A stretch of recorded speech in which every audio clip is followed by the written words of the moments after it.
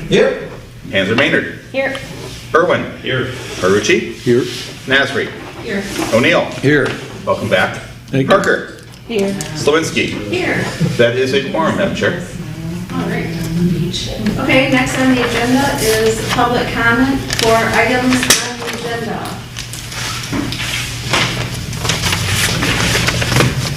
I could go. If you'd like to. Okay. And we're just gonna jump right into new business. We're interviewing the 5 Charter Commission attorney candidates today. And we are going to begin with Mr. John Starin. And he'll be right in. Yep. I just want to make a point. I know lots of these people. I know them. They were my city attorney. Yeah, accuse yourself. Just kidding. No, I just want everybody to know that I know these people. Oh, okay. Okay, thanks, Wayne. Okay. The two this afternoon were both my city attorneys. Oh, okay. Well, no, thank you for making that known. I understand. Good morning. Good morning.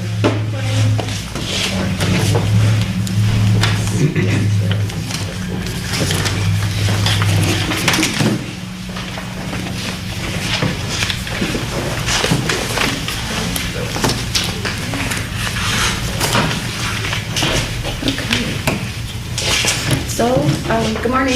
If you want to go ahead and introduce yourselves to us. I'll be happy to. My name is John Starin, and I'm accompanied by my partner Dan Christ, and we're here on behalf of the Hafley, Starin, and Christ Law Firm. Okay, excellent. Welcome. Thank you for coming. Welcome, or thank you for having us. So what we're going to do is we're going to start out, we have 9 questions for you in your firm, and each one of us will go around and we're going to ask them, and then, you know, we'll just kind of continue in that manner. Great. All right. Just you let us know when you're ready. You're ready when you're ready. Okay. So, Greg, you want to go? You starting with me? Yep. Okay, good morning. Good morning. Glad to meet you. Question number 1, our Charter Commission meets the 2nd and 4th Tuesdays of the month from 6:30 p.m. to 8 p.m. Does this time frame work for you? And we may not need your services every week. Is that also acceptable? Those times are actually very convenient, and would not present a problem, and we understand that our arrangement would be on an as-needed basis. In fact, we would we would encourage you to take that approach, because we realize you're on a limited budget, and there will be some meetings that are more discussion about policy and that sort of thing, and others where we would be playing a key role. So we would be at your disposal. Thank you. Okay, second question is, are you aware of Clausen's current legal issue with regards to the city council? Generally, yeah, I mean, just as noted in the press, in some of the communications with respect to that, there had at one point been an inquiry made to our firm generally about that subject, which was never followed up on by somebody. But so yes, we are generally aware that there was a circumstance and issues associated with the council. Okay, thank you. Good morning. Morning. So please tell me about a time when you had to consult with a municipality regarding a charter commission issue. What was the outcome, and how did the municipality react to the advice that you gave them regarding it? There's actually been numerous occasions, not so much about a charter commission per se as just generally charter issues in charter amendments. I mean, we're both Dan and I, we have a collective about 60 years of municipal law experience between us, and so it's not at all uncommon to have charter issues, interpretation issues. Usually the city attorney is one of the first stops on those, and we certainly have consulted with clients before on how far they want to go. If it's a broader, more in-depth look at the charter, such as what you folks are undertaking, and, you know, we advise them, you can go the full bore, full route of going out and getting a charter commission established, understanding that they will have carte blanche to come back with a charter that makes minimal changes, or it could be a total, complete rewrite, or you can be more specific and more refined, which in our history, that's generally been the way they go, well, let's start out and let's just fix or tweak this particular provision. So, yeah, it's something we've been dealing with throughout our respective careers.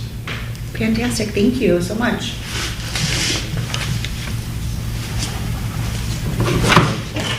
How you doing?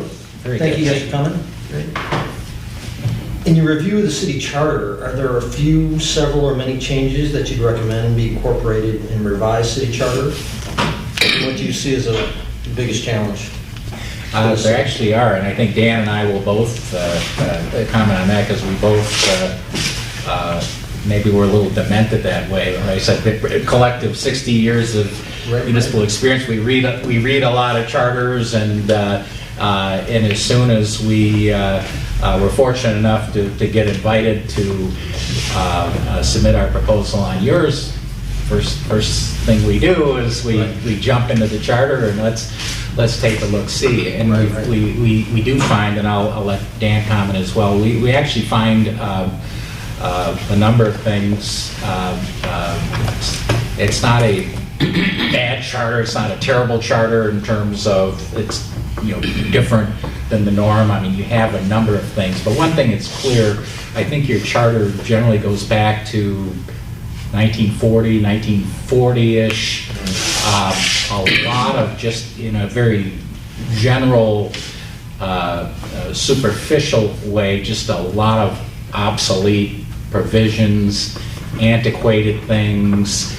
Certainly gender neutrality is not not something that you'll find in the charter, and just a lot of provisions, as I said, antiquated and obsolete, that have been either superseded or modified by state law decisions, court decisions. We also found things that, you know, that we would suggest, that we're fortunate enough to be selected to help you, that we would say, you know, you might want to look at this, maybe you want to change it, maybe you don't, just governmental structure issues, some things we've seen come up in other communities where, for instance, one thing we were just actually chatting about a little bit, we were waiting to come in, is you have a provision in your charter that some communities have, a lot of them don't, that require people to resign from one public office before they can run from another public office. Some communities think that's a great idea, other communities think that's a terrible idea, but that's one of the things I would think you would want to look at. There's a section we noted, for example, with respect to surplus or excess property, which, as set forth in the charter right now, would be the threshold, which would require a vote of the electors of the city, is $2 per capita, which with your essentially $24,000, just under $25,000. Nothing wrong with it, but it does provide a really, should that issue arise for council, there's a long process to get the support of the electors, should there be a thought that some surplus property should be sold, at some point in time. There was another section that was noted with respect to the penalty for any type of ordinance violation. It's not really consistent with what is set forth in the Home Rule Cities Act as it relates to the maximum penalty. So it provides $300 and/or up to 90 days incarceration, whereas the Home Rule Cities Act would allow for $500 and/or up to 90 days. There's a one circumstance exception to that, which is in high alcohol drunk driving cases, which is authorized for up to 6 months of incarceration and $700 fine. But that's just a fact of the legislation with respect to the authority of cities in the state of Michigan has changed since 1940. There was, I think those were most of the provisions that we noted. Yeah, most of the things. You had some things, just, I guess the last thing I would want to touch on would be, there's many little things, but just some kind of looking at the low-hanging fruit in answer to your question. You have a number of things in your charter that are all right to have in your charter, but ordinarily I would expect to see them handled through an ordinance rather than in a charter. For instance, you have some fairly detailed provisions regarding special assessment procedure, ethics, contracting, let me check my notes here, purchasing requirements, platting. Ordinarily, we would expect to see those and would probably prefer to see those kinds of things spelled out in the ordinance with, with an authorization in the charter that you can have an ordinance. And the reason we think that doing it by ordinance is preferable because, again, we're dealing with provisions that have essentially been in place since 1940. It's a lot harder to keep up with the times and the current trends and that sort of thing when you have to go through a whole charter amendment process as opposed to through an ordinance process. But again, that's not a requirement, that's just a matter of local preference. What do you want to do? But we would view it as our job, at least in part, to highlight and identify these areas for you that, hey, you might want to take a look at this and consider, do you want to go this direction or not? The choice is yours. Just one last point on that. I mean, there were certain sections that seemed to not have internal consistency. For example, the authorization regarding police and fire is set forth clearly in the charter, but there's not a consistency with respect to the language in the charter that authorizes contractual service with respect to fire and police. It's only references fire. Maybe that was intentional, maybe it wasn't, but again, it would be a point of discussion. Should it be that way, or should there be more flexibility?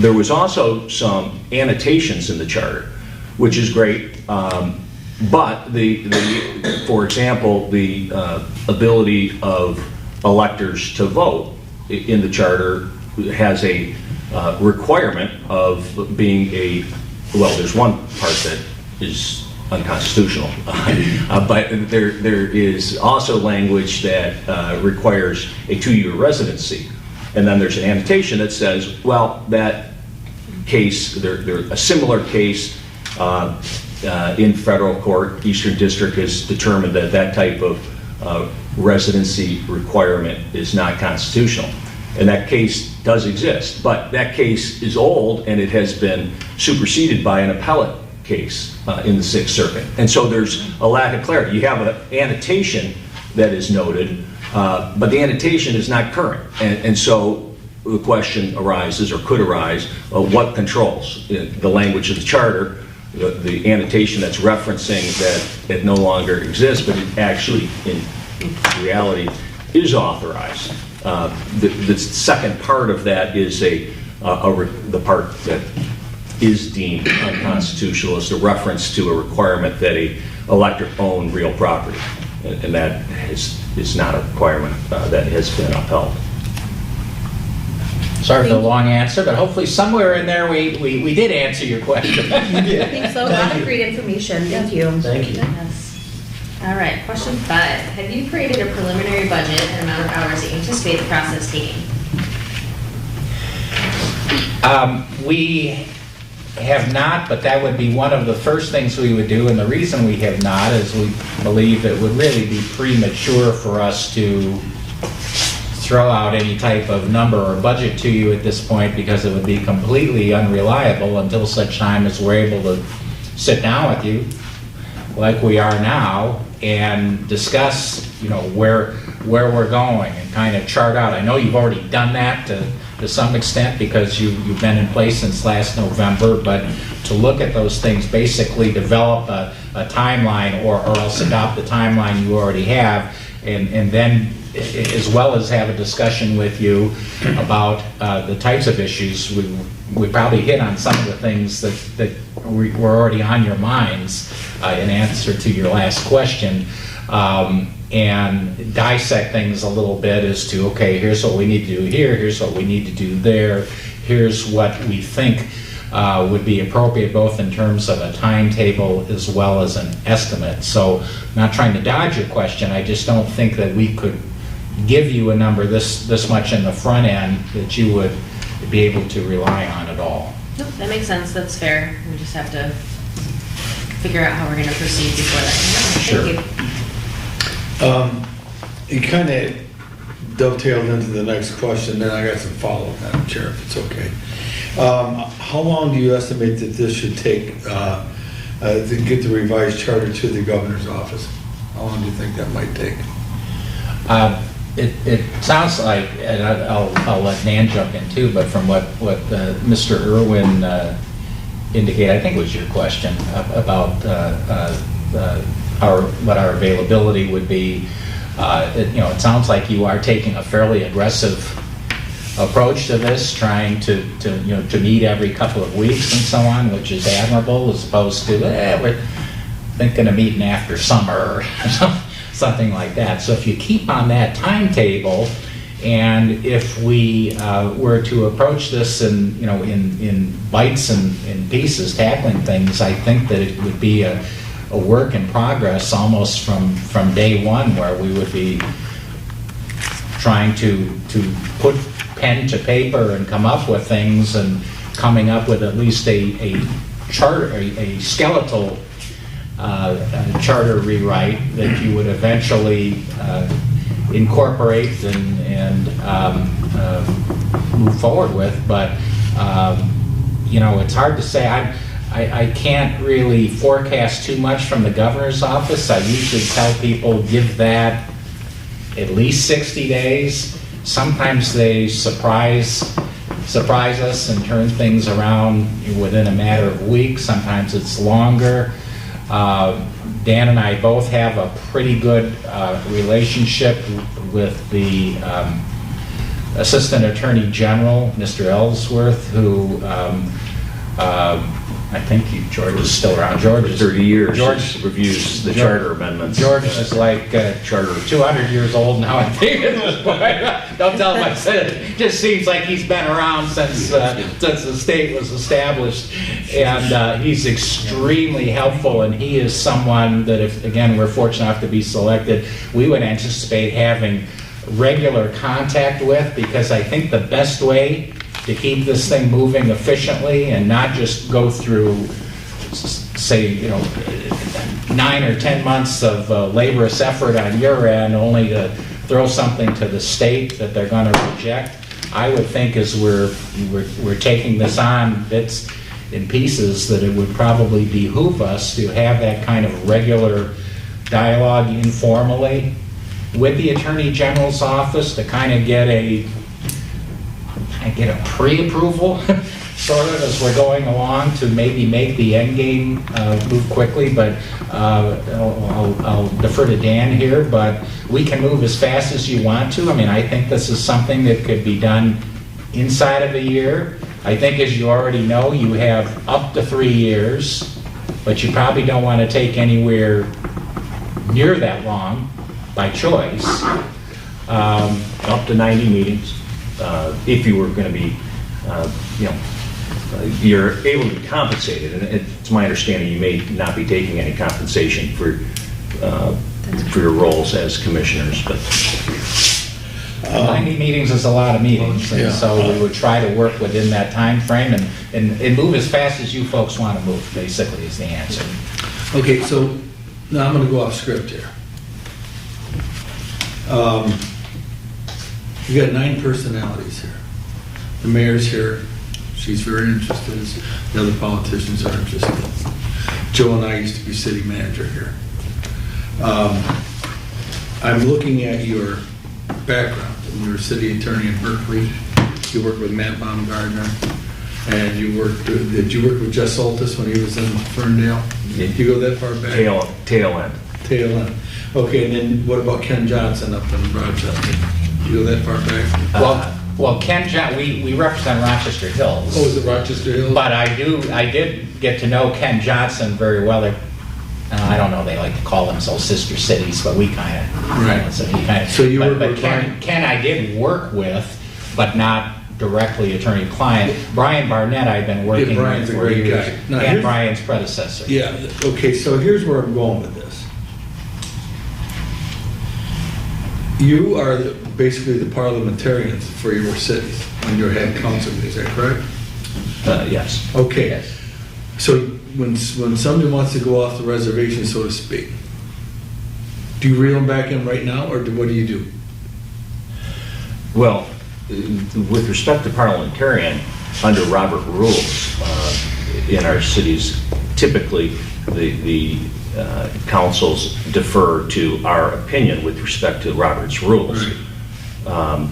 As it relates to reeling somebody back in, I think our role is to educate and to make sure that the commissioners are informed with respect to the legal issues, and hopefully we can help facilitate a dialogue amongst you to try and reach consensus. That's where I'm going, because we're going to be going through this charter that goes back to L.P. Cookingham. And he was the first city manager here from 1940. And I personally want whoever's going to be our attorney to be very strong. You have to lead us and make sure that, you talked about some very good things that I didn't like when I was here as the city manager, that are in the charter that, you know, I've been working in places where I can only spend $500 between council meetings. Well, how do you spend a $10 million budget? Right. So I would like to see our charter, when we're done with this and this body agrees to what we have, that when we hand this off to the city council and it goes for the vote, that all those things that you're talking about are cleaned up, are done, that don't belong in a charter, that we don't have to come back to this for. Well, that's exactly, we want to help you have a best-in-class type charter and what is state-of-the-art. But, as John mentioned, there's areas where there's a decision that needs to be made. Understood. Do you wish less discretion or ability for council to, through ordinance, refine a particular area of governance? Or do you wish it to be hard-baked into the charter? We can give our suggestions based on over 60 years of municipal experience. Hopefully, you would share our thoughts with respect to the advantages of our particular recommendation. That's But I think what you get we to want. decide. I think that's what we want. We don't want yes people. We want somebody to tell us what to do, and why you're doing what you're doing, and the importance of this particular section of the charter, what have you. That's kind of what I think we want. I agree. And I anticipate it's going to be a dynamic process in the sense that there'll probably be very calm and friendly discussions like this. There will probably be times where we'll have spirited debate among the board members. And then I would anticipate, and certainly one of the things that we would advise you to do is these meetings are open to the public, just like this one is. But I think it will behoove you to have a successful product. Is you are going to not only have to have your meetings open, but there will be times where I think you will need to do direct reach outs to the stakeholders and the communities and certain focus groups and public input in general, so that the product that you come up with is hopefully reflecting the desires of the community. And it's going to be a big waste of time for everybody, right? If we go through this process and then we get the Attorney General and the Governor's sign off, only to submit it to the voters and have like 10% in favor and 90% against. So we're going to need that feedback. And it isn't all, I mean, let's we know going in, and that's why there's 9 of you here. If this was easy, we would just have a one-member charter commission, right? The hope, I think, and the design of the statutory structure is with 9 community-spirited residents like yourself, the collective wisdom of the 9 of you is probably going to develop a product that's going to be fairly reflective of what the community's needs and wants are. But I think you supplement that by, again, having these discussions, reaching out to the people both at large and maybe to specific, focus groups and so on, and get their input as we're breaking this down and dissecting it so that we do end up with that product that is what the community wants, and it'll be our job to guide you, not to tell you what to do. We don't come into this with any particular agenda other than to provide you the highest quality service and representation we can, but to guide you, to kind of lead some of the discussions, to identify for you, your options and directions and the pros and cons and challenges of each, so that you ultimately can make the thoughtful, informed decision on it. Okay. Good. Perfect. Thank you. Thank you. So I have one basic question, 2 other questions. Can you tell us about some ways a charter commission like this can provide guidance for future generations?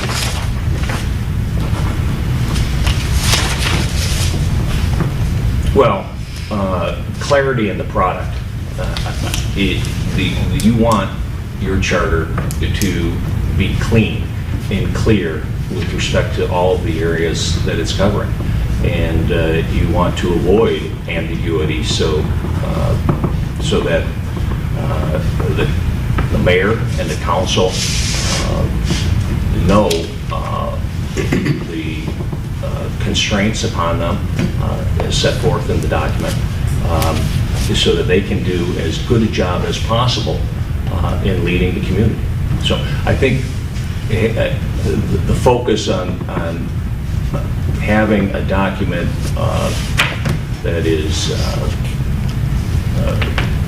that achieves the goals of governance that this community wants, and having that document have precision is the best way to help the community 50 years down the road. I think what Dan said is spot on. In addition, without repeating it, I guess I would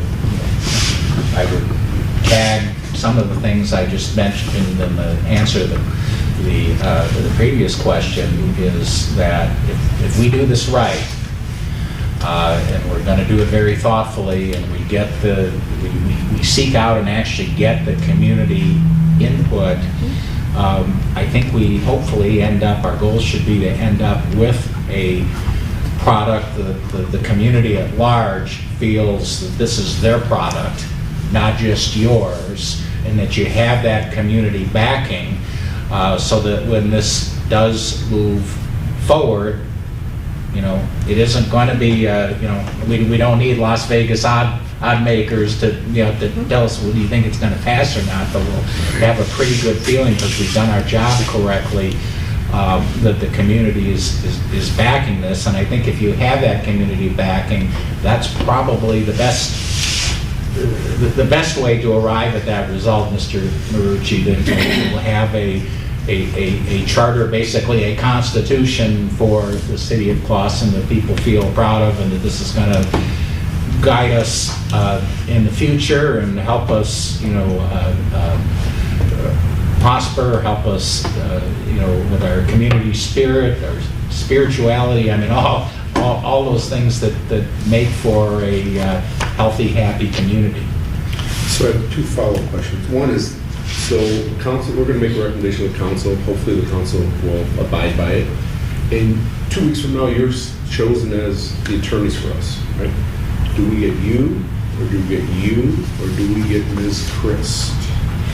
The answer is, I think, the way we proposed it, because it's a very fair question. You don't want to call and just be getting whoever the Whoever's the on- on-call attorney of the Exactly. day Who's ever available that happens to night. be. We don't It's want like, no, it can be however you want it. Most clients want a point person. We are proposing that, initially it would be me, but I have to tell you, Dan and I work extremely closely. We have for years, so whether it's me, whether it's Dan, you'd really be getting both of us. That's really the answer. We can have a point person. That point person can be whoever you want it to be. It can be either one of us, it can be both of us. But either way, you will be getting the collective experience and skill set of our firm. Okay, so we choose you. 3 months from now, we're not happy with you. Do we go to Mr. Hafeli, or do we go to Dan Christensen? Probably Dan. Well, you would go to John and say, we're not happy with you, and John would say, and we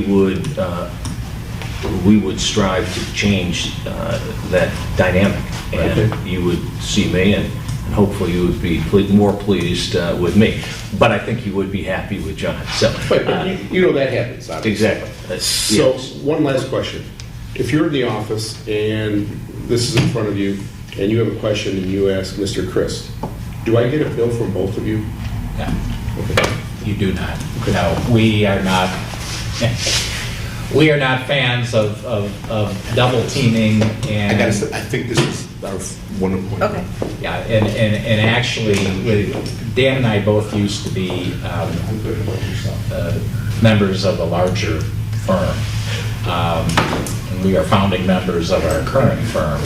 And the reason we went that direction is because we had a strong focus on what we heard before you telling us about, municipal law, local government law, clients, and we felt the need that we really need to be able to do that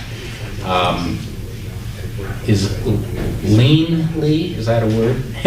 Leanly and cost efficiently as we could. It's hard to do in a big firm setting, and so we broke away, and we broke away from those kinds of practices that you find with a bigger firm. It's like, well, why How bill many billable for one hours? attorney when you can bill for a whole team of attorneys? So the only time you would get billed for both of us is if we are independently Doing something. doing different things. Dan's working on one assignment, I'm working on one assignment. You're not going to get billed for two of us chit-chatting with each other or shadowing each other. That's not how we operate. It's not fair to you. But you guys, whoever might attend the meeting, I know where Joe's coming from with this. If you're at the meeting, he's not, you're obviously gonna talk when you get back. Sure. That jerk O'Neill, he's off to his rocker again. But no, you need to know, you need to do that anyway. Right, and we will. I'm telling you up front, we do that. We do that. Dan and I, we're one door removed from each other in our building. We talk to each other throughout the day. And when we're not doing it face-to-face, we're talking to each other on the phone and so on. I mean, I'm telling you up front, we will do that, but you're not going to get double billed. I just seen that in the past, that this was 15 years ago, at $2.50 an hour, people talking to one another. I thought, oh my God. Oh, it happens. It happens, especially in the larger firms. It's just, and it's, Well, we stopped it, didn't we, Joe? yeah, we did stop it. And it's a structural thing. I'm not here to That's bash right. larger firms. It's just like, that's just their business model, and that's why we changed our business model so that we couldn't do that. And as we recognized, our local governments have limited budgets, and they aren't going to pay, well, they're not going to pay anybody $250 an hour. They're definitely not going to pay two attorneys $500 for doing the same thing. So that will not be a problem for you should you select us. Thank you. Thank you. Dalia, do you have the next question?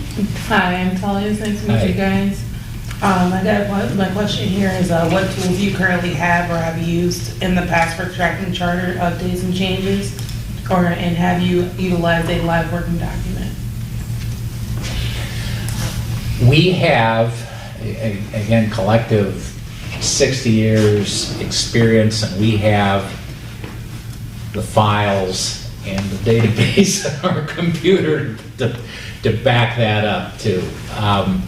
It's one of the things we find very valuable is, in addition to what we have rattling around in our craniums, we do have the ability to go back and look at, I mean, we have our own little library of charters and ordinances where we can look at comparable provisions. We've given opinions on many things before. You would have the benefit of all that collective experience. I'm not going to tell you we have our own model charter sitting there on our computer that we just tweak per community. But we do have a lot of models and samples to go through, and we've just seen a lot in our travels. We currently represent a number of communities. We represented a lot of communities over the years. Those we don't represent, You still have that stuff. one of the things you find, just as you did, as you gentlemen would know as former city managers, you got a network that you utilize from other communities and so on, and you share a lot of ideas and input, and it's extremely helpful to do that. So I don't know if that's directly answering your question, Ms. Parker. We don't have a live document in process, but we have a lot of samples and models that we would utilize.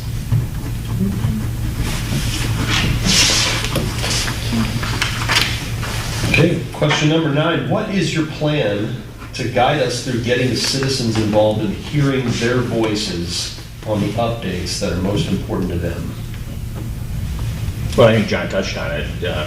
Depending on the topic, the particular chapter that you might be working on, trying to engage subcommittees of the public or inviting the public via perhaps some type of survey, or just inviting them to a meeting to provide input is the best way to make sure that the community's engaged and the community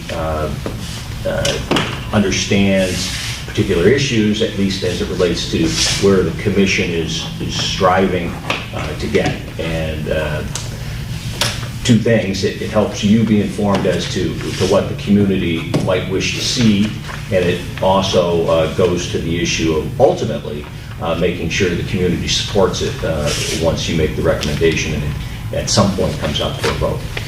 I think that we would try to guide you and identify what the cross sections of your community are. I'm not talking about on political grounds. I think keeping this as nonpartisan as possible is probably the way to go. But you do have some, I'm looking right across the room here at the Chamber of Commerce office, and getting input from the business community, the downtown development or downtown business people, the academic and educational community, trying to identify those folks and areas and groups of people who have maybe felt that they've been out of the process or haven't been heard or represented, and trying to identify those people. And it can be easy as setting up periodic workshops, presentations, public meetings, that type of thing, or just a more direct outreach, because the reality is we all it's a beautiful Saturday morning and you're making an important decision here, and look at the crowd. There isn't one. So sometimes we'll have to figure out a way to go out, short of arresting people and hauling them in handcuffs, but hopefully encouraging them to buy in and become part of the process and give us their thought and make them feel that they're being heard. And you can do that through meetings. You can do that through surveys, through focus groups, through subcommittees. There's a number of ways you can do one or all of those things to do it, and to stay within your timetable and your meeting schedule at the same time. Okay. All right. Well, though that sums up all of our questions, and we would like to just thank you for coming in. Well, thank you for having us. We appreciate the opportunity to come in, and as you can tell from our enthusiastic and maybe somewhat verbose answers, we really enjoy this type of opportunity and this type of work. We do feel we're good at it. We think the best evidence of that is our longevity with the local government clients we do have, which spans a lot of years and multiple administrations and multiple elections. We would welcome the opportunity to be able to serve you, and we look forward to hearing back from you. Thank you so much. Thank you.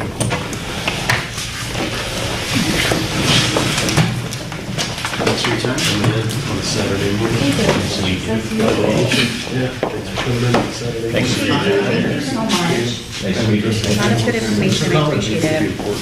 Thanks so much. Thank you for listening. Thank you so much. Nice to meet you. Thank you for your excellent questions, everybody. John, thank you for coming in. Good to see you again. You'll be fine. Appreciate that. Appreciate that.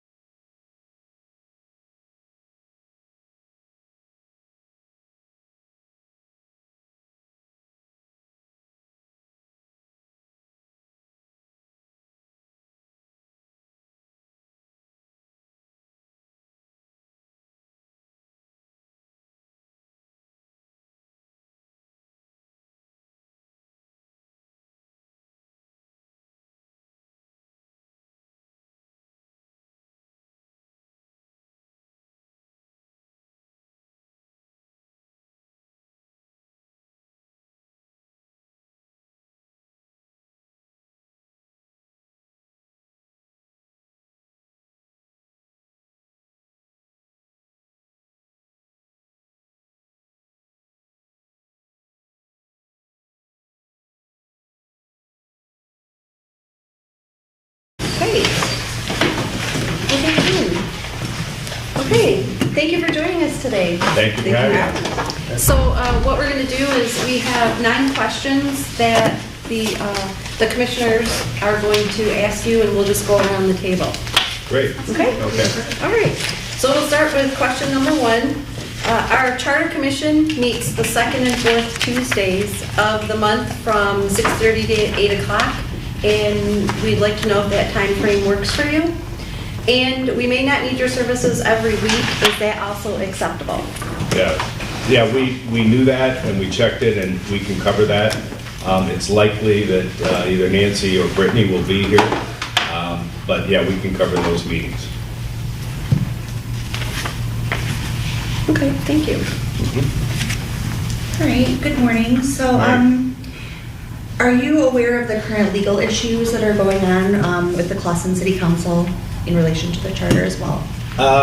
We've read a little bit about it in the newspapers. We don't obviously have a direct involvement in it, so we're a little bit aware of it. I don't claim to know everything, unless, Brittany, you've looked into it a little bit We've as well. looked into it a little bit, and we're aware that the charter is seen as maybe being outdated, and that some statutes have passed since its enactment, and it hasn't been updated to address those statutory changes. Which is not uncommon, actually, so, for the age of your charter. 1940, right? 48, I think. 40. Oh, it is 40? Thank you so much. Okay. Anyone has 3? Yeah. Thank you for coming. Tell us about a time you had to consult with a municipality or a city regarding a charter commission issue or any other legal issue regarding the city. What was the outcome, and how did the city or municipality react to your advice? Sure. So my direct involvement, and I think Skip Macron may have actually come and talked with you, and of course, Right. Skip is in our firm, so the most recent involvement with charters has been over in Macomb this last year, where they were enacting the charter. But my direct involvement was in the city of Trenton, where they did a fairly large overhaul about 5 or 6 years ago. And as I look at charters, they're political. You know, it's a political document. Not only are the residents directly involved in the process, but the commission has to be responsive to those residents, otherwise it's not going to pass at the end of the game. So I look at charters, unlike ordinances, which are more of a statement of the commission or of your board or commissions. A charter is a little bit more of a political document. So, and the outcome of that is, it's not much different. I mean, we represent about 9 or 10 communities. I'm in board meetings at least twice a week. The advice that you give boards and commissions, my thought is they've got to trust you, right? And if you have a good trust with them, then they'll listen to you. And it's no different no matter what commission you're in front of, planning commissions, charter commissions, boards, or township boards. It's all the same thing. They have to trust you. That's our main goal, is to be honest advice. Thank you. Okay. All right. In your review of the city charter, are there a few, several, or many changes that you would recommend to be incorporated in a revised city charter? And what do you see as the biggest challenge? Well, I'll be honest with you, Brittany may have looked at it a little bit in detail. I haven't looked at it directly. I just know that when you have a charter that's 40 years old, obviously, and this one is a pretty hefty one, 70 pages. Yeah. I think in recent times, charters have trimmed themselves down a little bit. I think when, maybe back in the 1940s, you looked at the charter as being the end-all and be-all of all of your laws. And the problem with that is maybe what you're experiencing right now, is when you want to update it and bring it up to new times, it's a lot of work. And that's probably why a charter stuck around that was originally dated 1940 for as long as it did, was because it's just so hard to update it. So, without having looked at it directly, my guess is that you need to trim it down a little bit. You need to focus, and then have ordinances be your backdrop of how you can update it on a an easier basis. is my thought. But do you have any specifics on that? I would just add to what Dan said and say that, yes, you have a very long and intensive charter. I think it is about 60 pages, printed out front and back, and it's still pretty hefty. So without having talked to the Charter Commission, perhaps simplifying it and then addressing the nitty-gritty details by ordinance is a way that you can more readily address issues in the township as opposed to having to reopen your charter. I think in my experience in working with charters, some of the challenges will also be that as you go through, we get the direction from the commission on what it is that they want to change, but also looking at how what's written in the charter interplays with other collateral laws or policies or processes that you have in existing ordinances, civil service commissions, anything like that. Right. And then the challenge also is once you meet those decisions and that commission presents and you approve it, how do you message that and sell that and get the buy-in so the voters actually go for it so you don't have to come back and revise it again and go through the process, right? So I think another challenge is going to be making sure that we can assist in helping make sure that the language changes are very clear and understandable so that voters understand the benefit to them in those changes and why you've gone through the trouble of making those processes. And I know that when I've worked on changes with other boards and their commissions in the past, that has been an issue, also presenting it to the council sometimes in a way that they can digest it and present it to their different constituents of those who they represent so that they know what's going on there. There's always a little bit of, does it benefit me, does it not amongst those members? And so we have to find a way to reconcile that amongst them too. So that's been a challenge and an important thing to keep in mind as we deliver that service. Thank you. It's an important issue to us. Thank you. Absolutely. Have you, thanks for coming. Okay, thank you, Pat. Have you created a preliminary budget or an amount of hours you might think that this process will take? Short answer, no, we haven't. I've looked at it. I know that there's been some comments publicly that you're looking at maybe a time frame of 2 to 3 years, and that doesn't surprise me. So, you know, the hourly rate is $175 an hour. A lot of what we'll do will be at your discretion. So if you want us at every meeting, we'll be there at every meeting. A lot of it has to, you know, in terms of a budget, comes from you. How much work do you want us to do? So haven't really looked at it. I would guess that, you know, over a 2 to maybe even a 3-year period, it's going to be in excess of 25,000, 25 to 50,000 minimum, I would think. Yeah, I noticed that Trenton had strong mayor form of government down there in Wayne County. Yeah. And that's, I worked in Ecorse, so. Oh, yeah, so you know, yeah. Yeah, so it's pretty rough down there now. And I also noticed that you do a lot of township work except for Auburn Hills. Auburn Hills, right, yes. But I've represented personally, I used to be in at a firm right around the corner here, Gianmarco Mullins in Horton for 26 years, and I was the chair of their municipal department. And in that period of time, for 26 plus years, we had anywhere from, you know, 12 to 15 cities that we represented. And in fact, Wally Long, who is no longer the Trenton attorney, but is still of counsel to us as well as the city of Trenton, you know, it came over with me when I left the law firm 3 years ago to start the Kelly firm. So I have a lot of experience. What cities did you represent, Ron? Well, Redford, Trenton, Southgate, what other ones did we do? There was, I think that's what I can remember right off the top So of my head. you were able to survive In the Auburn. strong mayor forms of government down there. You just. Well, listen, I'll be very honest with you, with particularly Wayne County, where you have mayors come and go for 2 years, and when the other one was Romulus. We represented Romulus, I think, for the longest stretch ever. I think it was about 15 years. And Steve Hitchcock, I believe, still does represent. He's back at the old firm still. So you're exactly right. When you have those strong mayor form of government and you have an election every 2 years, it's very difficult to stay in that position as the general counsel. Were you with Romulus when they put that deep injection well in? Steve did that.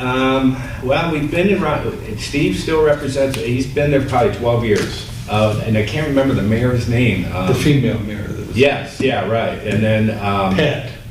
Pat, yeah, you're right. So I never did much in Romulus, but of course, like I said, I was chair of that, the committee for the firm, and Steve worked for us. Now, that was a very contentious thing, putting that I think I injection well. vaguely remember that. How long ago was that? Well, that would have been probably. It was to store stuff in the ground, right? Yes, Yeah, yes. I do remember that now, My yes. intern that worked for me here in Clawson married Debbie Stadman. Oh, all right. And he used all this political capital to get that injection well put in there. Okay. And it was a real bone of contention. I just wondered how you, if you were the attorney, how you dealt with it. Steve definitely was the attorney when that all went down, and I don't really remember the specifics of it, but yes, we were involved in that. Yeah, okay, I just Yeah. wanted to see if it- Yeah, you maneuvered with political, because you got 9 personalities here. yeah, And then we got another 13,000 residents, so, right, you know, we're gonna have some fun. right. Well, that's my bailiwick. That's what I do every day, it seems like. Thank you. Yeah, thank you. So I have one question and a couple other unrelated questions. So have you estimated how long it's going to take for us to revise our charter, time-wise? That timeline's gonna be really driven by the work that the commission members do and what they accomplish. Are those working meetings where we're rolling up our sleeves and getting things done? Are we having discussions and debates and then we're taking it back and doing research for you and getting it done? Our timeline is going to be driven by the commission's work and how quickly they want to move. I mean, we're receptive and available to be there, to be prepared for the next meeting so that we can keep it moving, but the timeline's really going to be dictated. Have you familiarized yourself with the provisions in the Home Rule Facilities Act with respect to charters? So please answer. Yes. So we believe that we know that it has to go to the Attorney General for review, then it has to come back, and then it's going to have to go to the City Commission at some point to get approved as well, and then back to the electorate. So that process can take time as well, in addition to our time with working with, as Nancy said, with the Charter Commission, which that time will be dictated by the Charter Commission, of course. However, we do believe that we had discussed at breakfast, we thought it could be done more efficiently and quickly than 2 years. Okay. So I have a follow-up question. I see 3 of you here. So 2 or 3 weeks from now, you're going to get a call from the city that says you've been chosen, right? So which one of the 3 of you will we see at our meetings? It will more likely than not be Nancy or I. Right. Okay. So are you just going to toss this back and forth, like we're going to try to squeeze Clausen in because they're not going to be a permanent? No, the idea is that I would want to do this, because the city is my history, and I was with the city of Cincinnati for several years. I'm familiar with working with the councils and the interplay there, and I've also working on charter changes before, so I would actually be the one that asking to be the one that gets to be a part of this. I'm very interested in it, I enjoy it. I like the interplay between the different documents and giving the guidance, so we probably have me be the one that was asking to be a part of it. Okay, so then 2 or 3 months down the line after you're chosen, the commission's not happy with you. Oh, that's probably not the case. Probably so. That's just not been my experience. I stand by But, that. you know, of course, we have 9 personalities here. It's devil's advocate here. Yeah, so we don't like you, right? Okay. You're not answering our phone calls, you come late to the meetings, you don't come to the meetings because you got other stuff to do. We don't like, right? Who do we go to say, we don't like? That'd be me. And so we're gonna come to you and say, we need someone else. So are you gonna Yeah. fight us, or you're gonna say? No, Like, that happens immediately. I'm very receptive to the clients, and I don't want to make it sound, and I say, you know, Nancy says probably, because that's exactly why we're not here to dictate to you who amongst, it's not only the 3 of us, but the 4 or 5 of us that may be involved in this. And the goal here is to have one person involved. So you're not switching back and forth every meeting, you get somebody different. You're gonna have one person. The only reason why we hedge on that is to make sure that you're all comfortable with that one person, because we can certainly make changes. And I'm not saying that I wouldn't directly be involved currently on the 2nd and 4th Tuesdays of the month. What a surprise, I have another board meeting that I've been handling for, you know, I think 10 years. So that's why I don't think I can commit to that, right? But certainly Nancy and Brittany have been handling board meetings for my firm the last 4 years, and are definitely capable of doing it.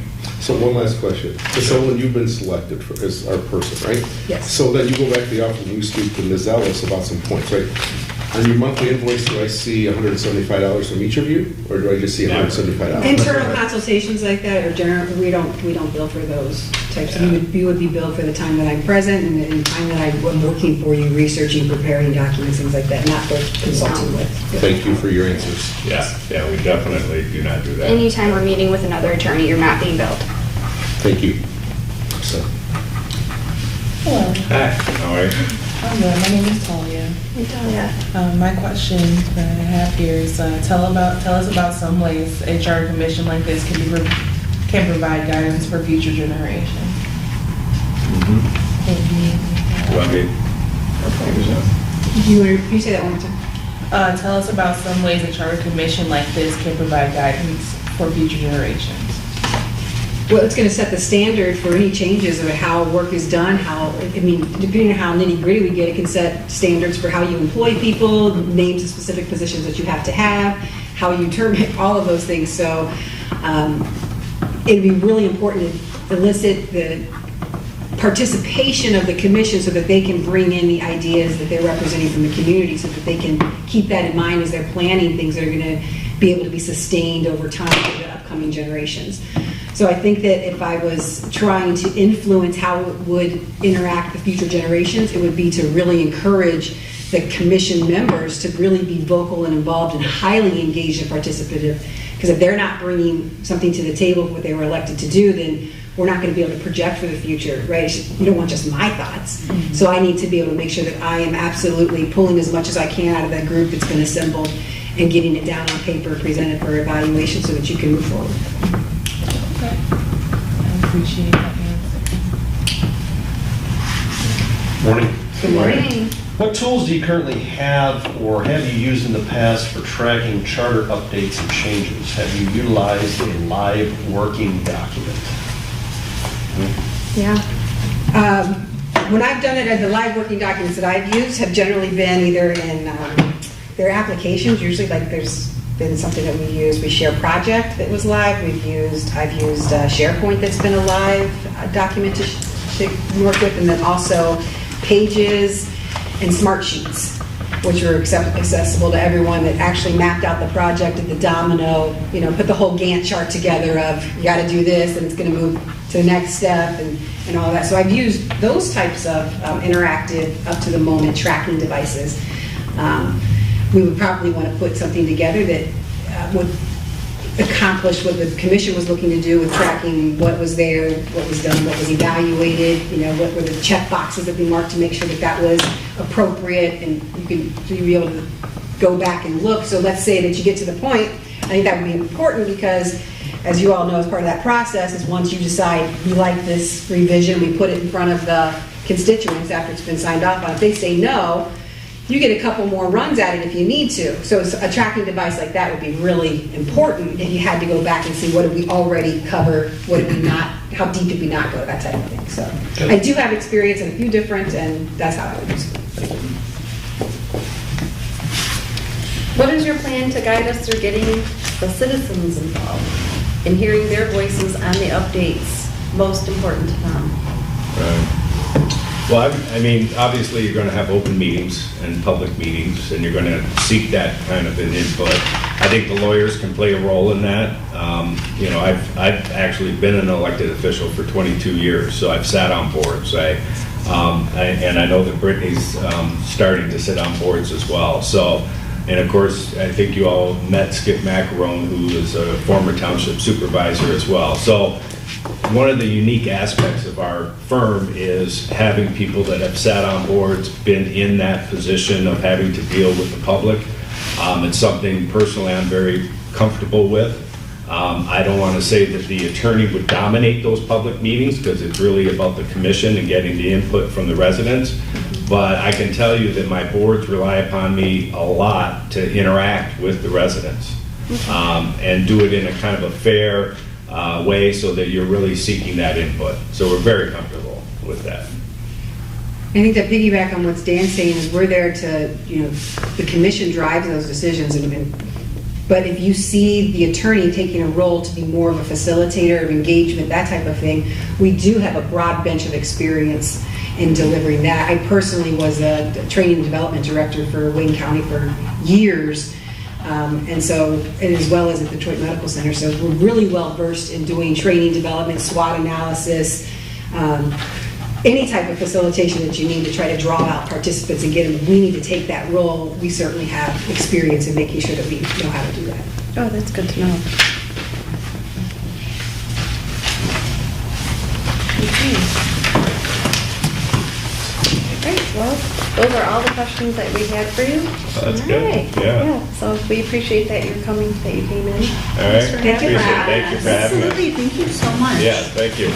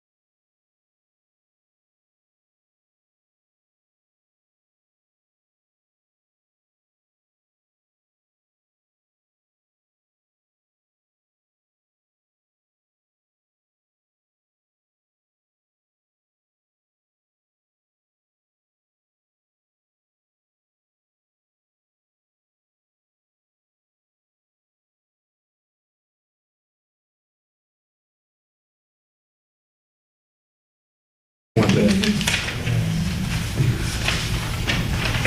thank you. So, so we're just gonna talk a little bit about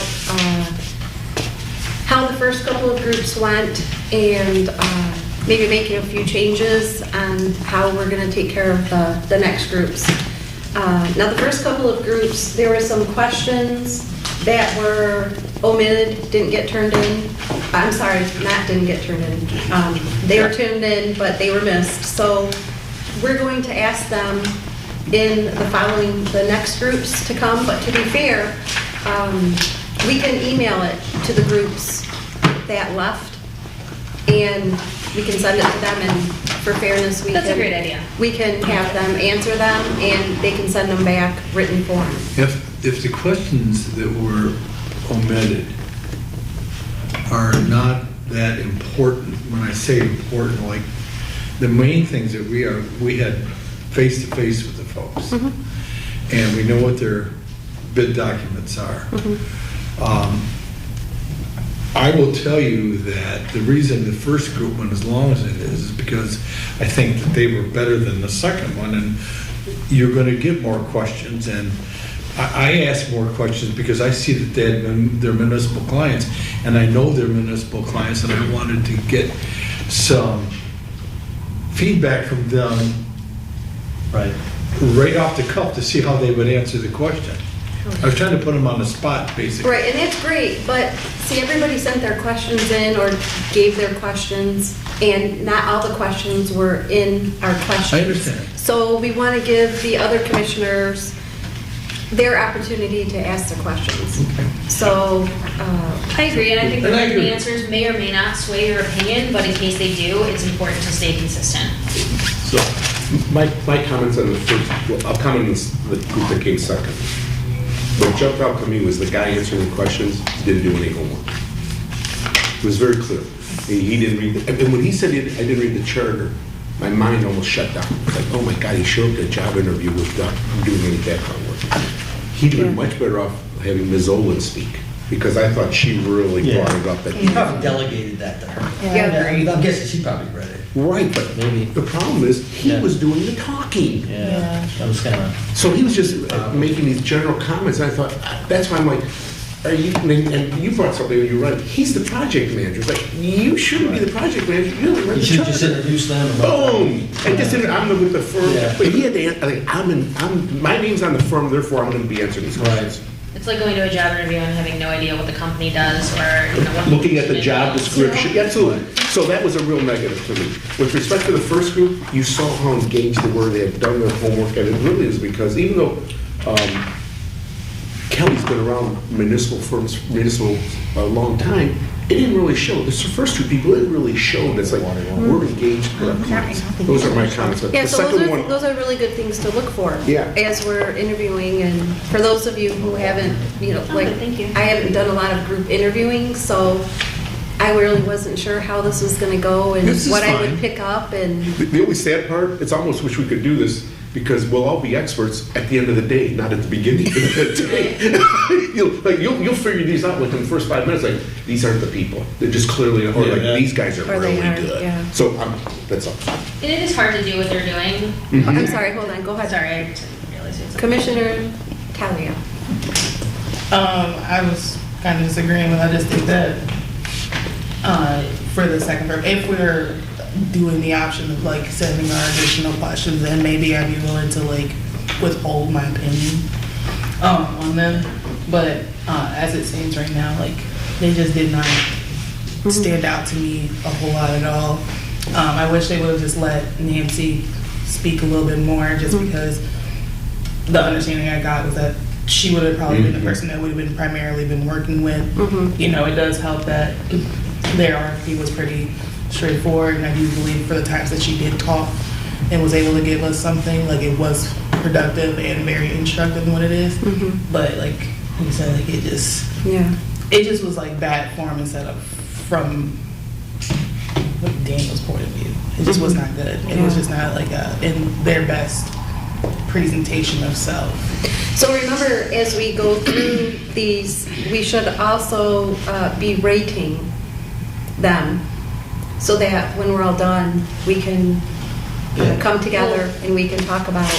To that point, if we're going to email questions, do we then have to, like, are we not going to deliberate now at the end of the day if we're waiting on written questions? That could delay us. Well, I would. Go ahead. No, this is not answering her question. Oh, okay.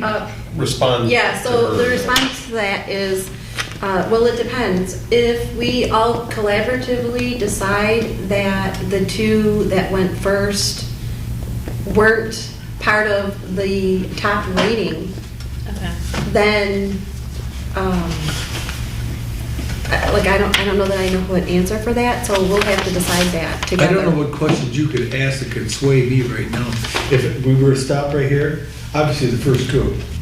I don't care what questions you ask the second group, you're not gonna sway me away from the first group. So far, they were, like Joe said, they were engaged, they did their homework, they're ready to go, they can start right now. They set the expectation Yeah. on Friday. Okay. All right, go ahead. Well, we got 3 more. You had one. I just wanted to ask, what is our rating? Do we want to pick a rating system? Because I think we had talked about, like, there was a 1, 2, 3, there was most suited and not suited. Like, what are we going with so we have consistent ratings? I mean, I'm I doing do. 1, 2, 3. Like, And what are you doing as your best one? best is 1, 3 is really not in the running, and 2 is, Maybe. Got it.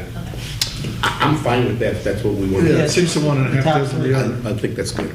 otherwise I'll be just changing them the whole time between 1 and 5. And Now, we giving all 3 to the city council, or just gonna recommend 1? We should recommend 1. well, yeah. Yes. Okay. Go ahead. All right, Madam Chair. Roger that? First, to respond to so when we met a couple weeks ago, we selected the candidates to come in and interview based on the 1, 2, 3 system. So there was one applicant we did not call in for an interview today because they rated 3, which is not suited. So we invited back 5 candidates who rated either 1 super suited or most suited, or a 2 suited. And then we had a sheet that we were going to rank. I hope nobody can see this, because we were going to rank at the end of our interviews today, Yes. kind of a private ballot, how we individually rank them, 1, 2, 3, 4, 5. And then we were going to add it all up and average it out and see what we come up with as a starting point for our deliberation. So if there's a clear favorite among all of us, or maybe a top 2 that emerges, then we deliberate and we can choose. Madam Chair, what I wanted to say is my 4 questions that I submitted, which were omitted from the questions we're asking today, I wish to withdraw those. I no longer wish for those to be considered. I think what we have here is good. Okay. We've already gone through 2 rounds of interviews with this set of questions, and as a couple of people have pointed out, we're learning a lot based on how the candidates are answering the questions or not answering the questions, and we've already pointed out some differences there. So in the name of consistency, I think we have a good set of questions, and we should stick with the script that we've got. Excellent. Okay. So what, Go ahead. Oh, I'm sorry. I just wanted to throw my thoughts in really quick before, we have another candidate here. The first team, I want to say 2 things. The second one, yes, he didn't bring it per se for everybody, but I do like the fact that they touched on the fact that Nancy was asking to take the role on that. They did address it at least. Doesn't necessarily make it favorable to everybody, but I just wanted to note that they did address the fact that she was the one kind of taking control after the fact. So I did like that, but they didn't, they didn't do it for me either. The first group, right off the bat, I like the fact that they addressed the respect for our limited budget. And they brought that to us. We didn't ask them, even before your questions, they said, we understand that you have a limited budget. This is not a, this isn't a system that comes with, unlimited wealth and money at our disposal. So they try to be as efficient as possible, and they mentioned that a number of times. So I feel like they were really pushing to the respect level of the commission. More than once, they noted that they're here to educate us and guide us, but not influence us. And I liked that as well. So they're not here to take one side or another or try to sway us here. They're here to educate us and walk us through, Wayne bringing up that we're going to have difference of opinions. So they're here to give us the necessary information to bring us to a conclusion together. So those two things really stuck out with me because they offered it to us. These didn't come based on our questions to them. And now that's something that I'm looking for continuing in the candidates. I didn't get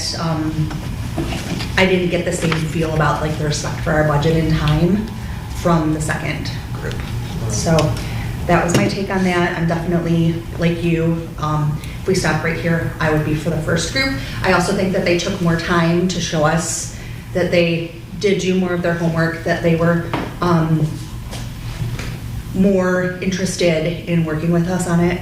The two founding partners read the whole charter. Yeah. That's good. So, so that's where I sit on it. I just wanted to throw that out there while we, before we lost time there. One minor point, one is, because I've worked in cities all my life, when Ms. Ellis said, depending on what the township wants to do, I'm like, oh man, that's a bad sign. We're not a township. We are a city. And was it just a slip? Could have been, but I was going to mention it, so I'll keep my mouth shut. But you also notice, Tracy just reminded me of something. First people, they mentioned something I wasn't aware of, where there's a limit of 90 meetings. I knew about the 3-year time limit, but the second people, they didn't address the Home Rule Cities Act at all. That's why I brought it up. It's like, so again, if I had to choose right now, these are only two. By far, it's number one. Yeah, it's the same thing. I didn't like the fact that they're the program manager for the second group just let us know that he was too busy, which it kind of made it redundant for him to be there at that point to let us know that he was too busy to review what we had coming up. And like you said before, it's just like it's leaning more towards not being a better candidate for me. Okay. And like I like Nancy a lot. It might be bad to score against somebody because of another person within the interview, but they interview as a group.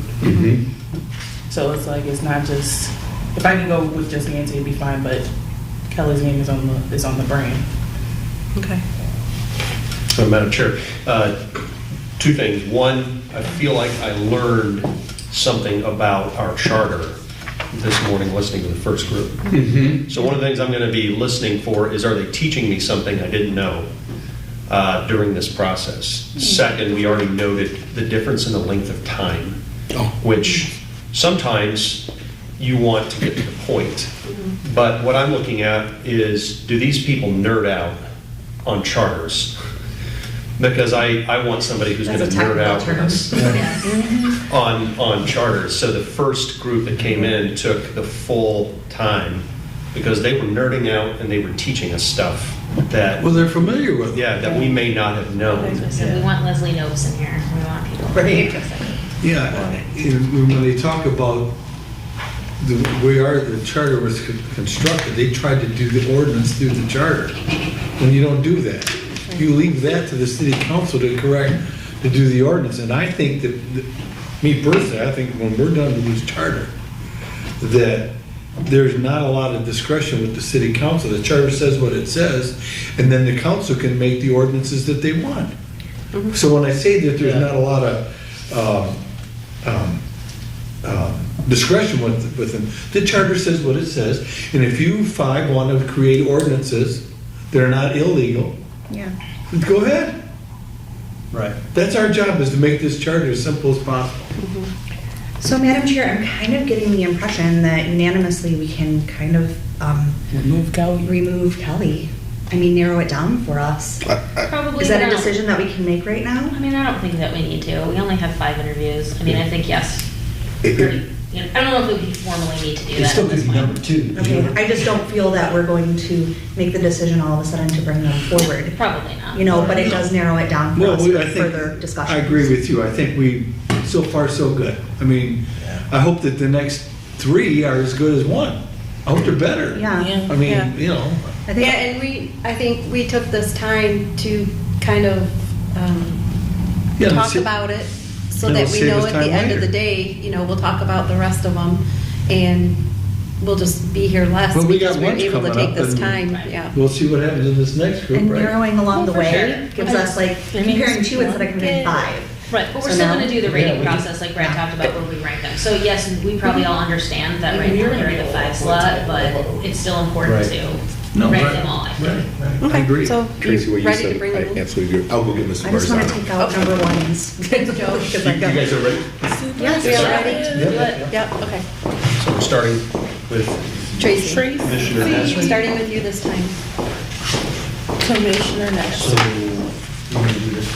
I just want to tell you Yes, guys, sir. you work so nicely together. It's such a pleasure to see. And I'm not saying that because, I live in chaos in certain areas, but. We don't know what you're talking about. It's really hopeful for me of this process that you guys listen to each other and are just encouraging in this way. Even working with, Crazy Man O'Neill? Was that what you said? We can even work with Crazy O'Neill. There you go. You labeled yourself. I know. He said it. It's a tough crowd, man. Hi, how you doing? Morning. Hello. Hello. Good morning. Good morning. I just realized that clock has some change over there. Oh, right, I know. I think we're right. Morning, everyone. Good morning. My name is Bob Marzano. I am a shareholder of Plunkett Cooney. I've been with Plunkett Cooney since 1995. I started as a summer associate and became an attorney in '96 and a partner in 2004. And still trucking away. As far as my background is concerned, I'd say probably about 65% of the work that I do is litigation work. I represent companies like Costco, Kroger, various entities in premises liability cases, trucking liability cases, all defense work. And the remaining portion of my work is municipal work. I represent 2 cities, the city of Northville and the city of Plymouth. I've been with the city of Plymouth as their city attorney since 98 or 99. I can never quite remember the year. And then with the city of Northville since around 2005. I have gone through what you folks are going through right now with the city of Plymouth. I believe it was in 2007 we did a complete charter revision. And that was a lot of fun. Awesome. Well, we appreciate you being here. And the 9 of us, who were the commissioners for the city of Charter, the Charter of Clausen. And we have questions for you that each one of us are going to go around and ask. And if, you just answer and we'll just kind of go through it. Perfect. Are you ready? I'm ready. Okay, Tracy. First and foremost, I want to say thank you for just jumping in there and saying, hey, this is me, You gave us some really great information right off the bat, so I appreciate that. So our Charter Commission meets the 2nd and 4th Tuesdays of the month. We generally meet from 6:30 to 8. So the first part of the question is, does that time frame work for you, knowing that we may not need your services every week? So is that also acceptable? That works perfectly. The only standing commitment I have is under our charter in the city of Plymouth. I'm required to attend their meetings Monday, every first and third Monday.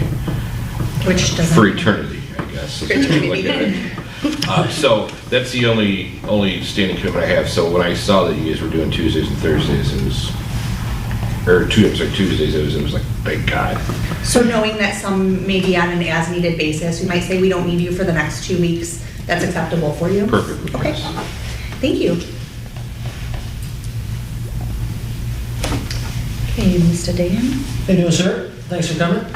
Are you aware of Clausen's current legal issue with regards to the city council? No, I'm not. Okay. All right, It's all right. it's okay. Yeah. Just out of curiosity, that since you brought it up, what is the legal issue? If you don't mind me asking. Well, you can, Yeah. we all right. have Do you want YouTube, it? the city council Okay. has, the city council has YouTube videos, just for the sake of time. You can go back and watch them and you probably pick up on it. Okay, yeah. No, I wasn't aware that there was an Okay. issue with that. Just to clarify, the reason that the questioning came up is because it is related to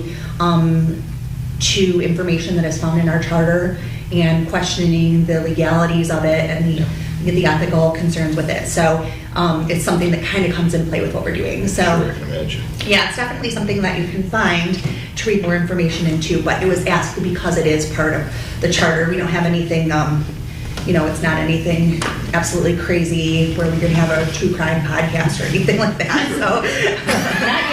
It's still pending. Was I'm that the genesis of how this came about? The November charter revision? We can give you the date, it's November 15th. November 15th, Yeah, okay. so you can Thank you. do a little bit of, As a city attorney, I always like to sit still. inside. All right. So could you please tell us about a time where you had to consult with the municipality regarding a charter commission issue? And what was the outcome and how did the municipality react to the advice you gave them regarding the issue? Well, I spent probably the better half of a year and a half advising the city of Plymouth on how to revise their charter. And I was at every charter commission meeting there was from the beginning to the end. We had got to the point where we were starting to notice during our meetings that there were certain charter provisions that were outdated, that were superseded by state law. And the question became, do we want to do various amendments, or do we just want to do a complete revision? We decided a complete revision was the way to go. So we went through the I went through the entire process from genesis of the idea till approval by the state of Michigan to approval by the voters of Plymouth. So to answer your question, yes, I think we met twice a month for a year. You basically lived our exact scenario. Yes. It sounds like. Yes, and I know you're just sort of at the beginning of it. It's a fun journey. And you're still smiling. I know. Well, it's been a long time since I did it. So. Okay. I told my city manager in Plymouth I was doing this. He goes, "You're going to go through that again?" So I guess to go a little deeper, was there like a specific sticking point that you could talk about or how that was handled? No, we really didn't have too many problems. We had a kind of a unique group of commissioners, but they all were people that were very interested in the city. We're like Clawson, the 2.2 square mile city. You have a little bit more popular, a little bit bigger population than we do, but not by much. The way we did it was we literally started at the very beginning of the charter and worked our way all the way through to the very end, just piece by piece. And of all the issues that we discussed, I think eminent domain may have been of all things, the thing that sort of got a little bit of argument going. There was a difference in opinion as far as how far the government should be able to go, how far the government shouldn't be able to go. But for the most part, there was not a lot of fighting or disagreement among the group. Real quickly, before yours, if I can just piggyback because it has to do with this. I was just wondering, knowing that you've gone through this process from beginning to end with Plymouth, do you recall the estimated size of their charter and the time frame that it took you to complete the full revision? The full revision took a little over a year. As far as their size of their charter, it's about the same size as your charter. There were certain sections we could breeze through that were no-brainers. There were other sections where there was discussions as do we want this to remain in the charter, do we want it to go into a court of ordinances as opposed to a charter.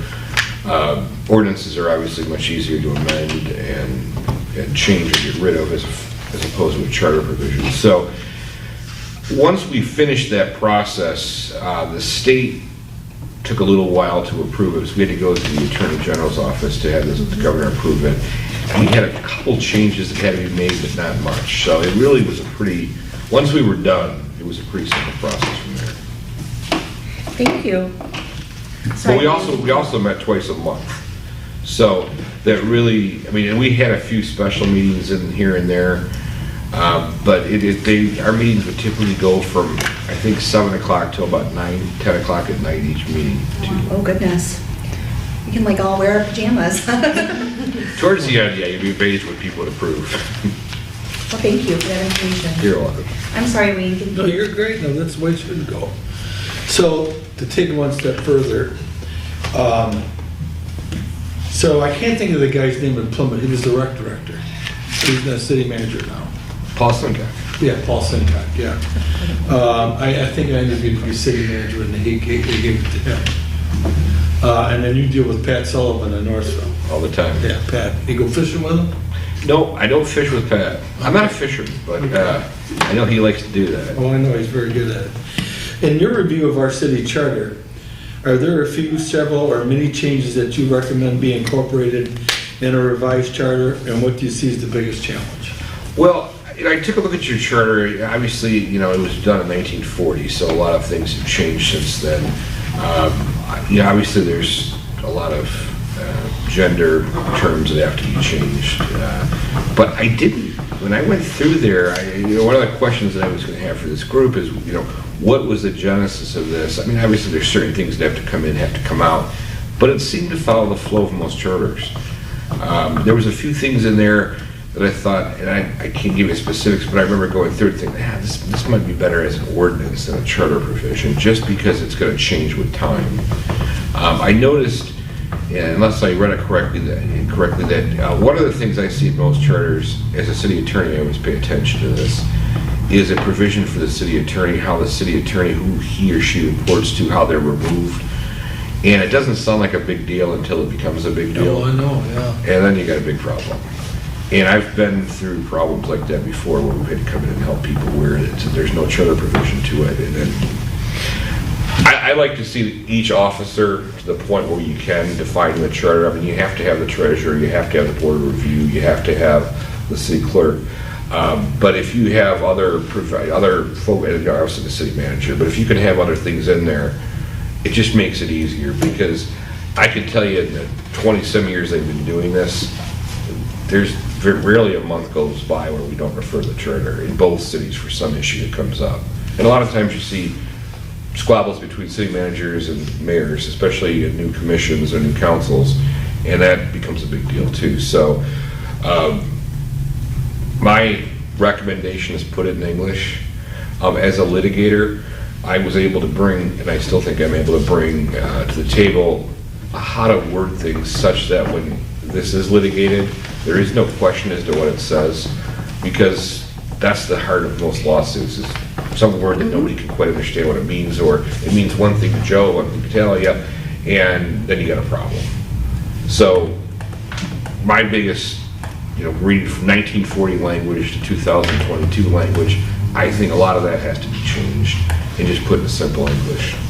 I noticed, and I don't know this exactly to be the truth, but I know one of the city managers here in Clawson got into a dust-up with the previous mayor because of the appointment of a police chief.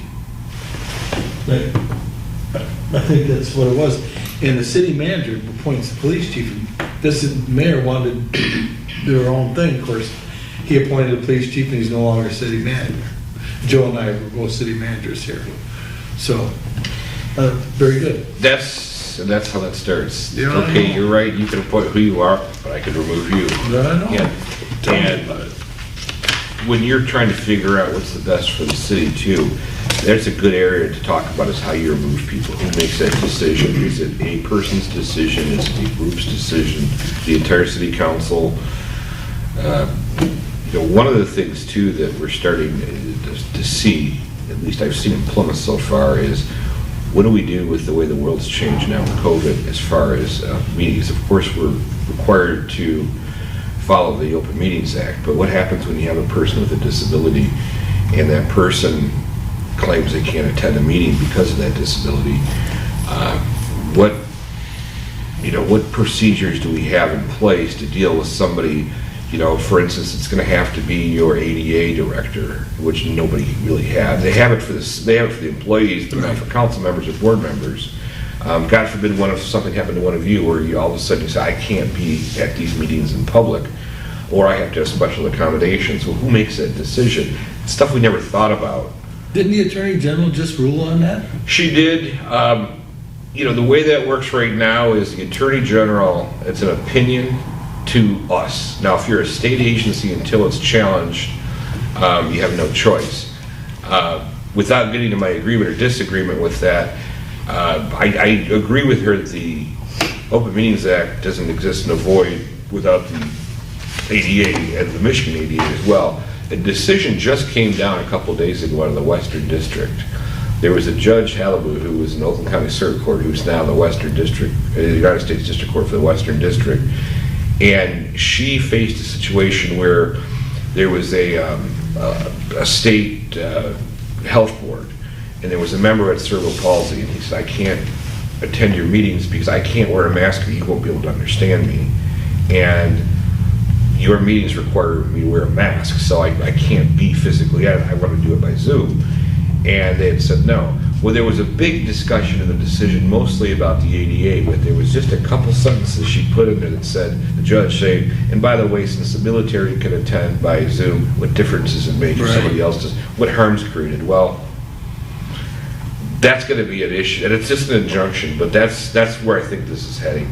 The legislators certainly could have, if they wanted to, kept that exception that existed up till December 31st, and they didn't for a reason. So, but again, these are modern things that are coming down the pike that nobody's considered. If you could have a provision in your charter that somehow covers how to pivot on certain issues when they happen, it makes it easier than having to go out and amend something.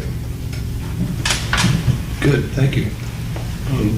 So I have a question before that, I have a comment. I want to congratulate you on your lifetime appointment as city attorney. That's going to give you great financial security and something that city managers should probably seek out in the future. Oh, I know. So congratulations to you. But my question, and I have a couple of follow-ups, have you created in your mind a preliminary budget, even financially, in terms of amount of hours that could be estimated for your work with this commission? I have not. The reason I have not is I'm not sure exactly what my role would be, what you want me to do. Now, again, with Plymouth, I would say I probably put in per month,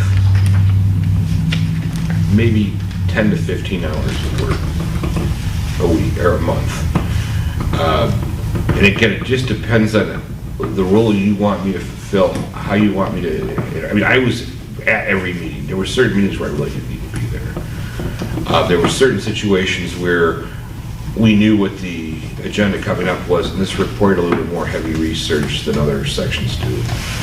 If I had to do it all over again and somebody asked me my opinion, I would have said, listen, let's figure out at the next meeting, do you really need me to be there or not? I don't know if you know Paul very well, but Paul likes to have me in play, sort of act as a buffer too. To say, hey, guys, settle down, or you can't do this, you can't do that. So no, I don't. But it's not something that would be hard to come up with very quick once we figure out exactly what we want to do. How deep are you guys into what you're doing right now? I've looked at your meeting minutes, and it appears you've had a couple meetings. We're brand new. It's all been procedural, procedural stuff. And have you guys figured out how you want to, are you going to do a complete revision from top to bottom, or are you going to kind of pick apart what you want to do? I think we were charged with at the election. We were charged with going through from months, It's a total review. everything. Okay. We're not going to come back to this, in other words, for years. So we want to do this right. We're going to go from one Sure. end to the other. Well, it's something that you hope your grandkids will look at someday and say, hey, I remember this. Well, we're looking for you to help us and guide us through this. I don't know. Well, what my job is to have the Attorney General, when they look at it, not have a lot of changes. Because after all this hard work, the last thing you want to do is have something that's all murked up and have problems. So, you know, the approach that the way we did it was, for instance, let's say you're getting into budget issues. There might be a taxation issue. We'd ask, is there anybody that has any specific questions before we head into that next meeting? We would bring the city treasurer into that meeting too, because at the time, he's the one dealing with all this stuff. Same thing with police. We bring the police chief in for the police issues. And then if there was a legal question that came out of it in the end, I'd take a look at it, but I'd also keep track of what you're doing too, to say, hey, no, you can't do this, or yes, you can do this. Again, we didn't have a whole lot of disagreements. It was run pretty well. It's just, it's a lot of work because you've got different departments in different parts of the city that play different roles in the charter, and sometimes you've got some overlapping things too, where two departments don't see the thing the same way, and that's your decision as to what, how you're going to do it. So. It's a fun process. Very interactive. I mean, again, I agree. I think it's good to have an attorney there. But again, if for some reason you say, hey, listen, this next meeting that we're going to spend the whole topic on some issue that really has nothing to do with any legal issues, and you can say, hey, when we're done with this, take a look at this and make sure it's not a problem. It might be a more cost-effective way of not having to have me be at the meeting the whole time, just sitting there and listening. So a follow-up question or two. So you list Rhonda Stowers on here as well. Is there a reason you listed her? Rhonda has had experience, Rhonda's sort of my go-to person when I have questions regarding OMA, FOIA, other municipal issues. She's handled charter amendments before, so she's really the next person I'd rely upon as far as, you know, hey Rhonda, listen, we've got this issue, or hey, we've got a lot this week, can you tackle some of this, I'll tackle some of this. The way Plunkett works is, you know, I don't know if you know this, but we founded, for the most part, the MML. So we've been their lawyers for, I don't know, forever. Who's the guy that smoked the cigars? Short guy. Bill Stanzik? Yeah. Bill started it. Yeah, I know. And so, I don't, believe it or not, of all the things I don't do is I don't do municipal litigation. But we only have a few people in the firm that are city attorneys. And Rhonda works with, we represent the city of Davison through a guy named Ridley Nimmo. And she does a lot of work for him too. But Rhonda is really kind of one of my go-to reference people. And I think she'd be a part of this, especially in certain areas of the charter where, you know, if it's something that I'm working on one end, trying to figure out what we were at last week, and I can get her on where we're heading next week. She's got that kind of municipal mind that knows what she's looking for. Would she be attending meetings then potentially as well? If it was something that would be more down her alley, and it wouldn't be a problem with you folks, yeah. I mean, I wouldn't recommend we both be here together. I mean, why pay two of us to be here at the same time? So, one last follow-up question. So you have to call her at some point. Sure. Does this commission then get a bill from two people talking to one another? No, we don't bill. We don't bill for inter-office conferences. Okay. If I came to Rhonda and said, listen, Rhonda, here's the issue we have. I'd like you to take a look at this. Here's what, you're not going to see me billing for that or her billing for that. Okay. And is her rate the same as yours? Mine's $250, hers is $225. Perfect. Thank you. She went to a decent school. Did you know that the city of Clawson was a charter member of the league board for the workers' comp and liability? I did not know that. Yeah, that was back in 1977. With Chuck Palmer. No kidding. Yeah, we did. Everything new. Yep. Well, one of my things, too, I live in Plymouth, so, you know, when I was doing the charter, of course, I also think, not so much how is this going to affect me, but when I go to restaurants, how many people are going to be complaining to me about, I can't believe you agreed to this, I can't believe you agreed to that. So it'll be nice to be in a community where I don't live, where I don't have to worry about, you know, going out for dinner. And my wife used to laugh, she goes, you know, it used to bother her, but now she's used to it. Chris Osgood lives in Plymouth, and we were out one night, because more people are bugging you than him. And I said, well, they like him. Me they're complaining about, so. It'll just be us that gets the side eye at the restaurant, so it's fine. So I know you partially answered this question, but I just wanted to see, how long do you estimate it'll take us to present a revised charter to the governor's office? Well, it really depends on the group. Have you guys set a goal of what you want to hit? Like, you know, 1 year, 2 years? Have you come up with that yet? Can you see that one? If we could. We kind of talked about it, but we really haven't collaboratively We made a haven't set a decision. concrete, I must have something that's concrete yet. This is going to sound somewhat conceited, but by doing this for so long, I could probably, after a couple of meetings, be able to give you an answer to that question. As being a city, Plymouth requires me to attend every city commission meeting. So over 20-some years, you kind of see how groups work together. There's certain groups that are going to just jam through stuff. There's other groups where you may have divisions. Not that there's anything wrong with it either, but it's just, you're going to have it. And it's going to take longer to get stuff done. Or you may have one or two holdouts that are just going to be, and I don't use the word problem in the sense that they're bad, but as far as progress is going to concern, it's going to slow things down.